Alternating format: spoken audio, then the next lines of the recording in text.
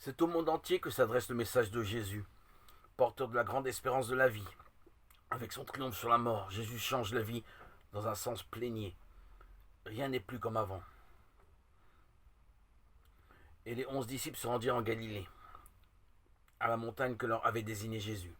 Et en le voyant, ils se prosternèrent, eux qui avaient douté.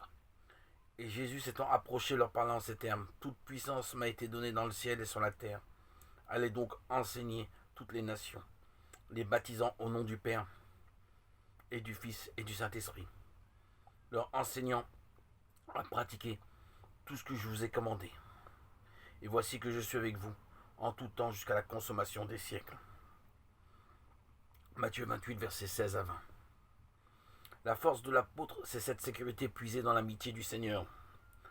Ce qu'il annonce, c'est l'évangile, la parole du Christ, et non la sienne.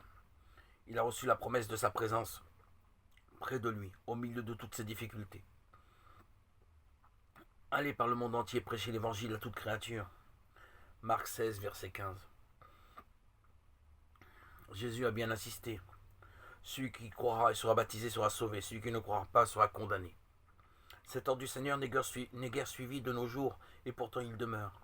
Certes, cela ne supprime pas la discrétion, la compréhension vis-à-vis des autres religions, mais cela nous interpelle devant les 2 ou 3 milliards d'hommes qui gisent dans les ténèbres, loin de la lumière.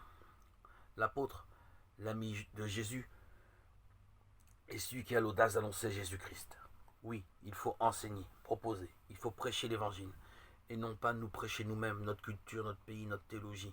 C'est évident, notre époque a bien pris conscience de ce qu'il est difficile de ne prêcher que l'évangile. Saint Paul reste le modèle de l'apôtre, juif et citoyen romain.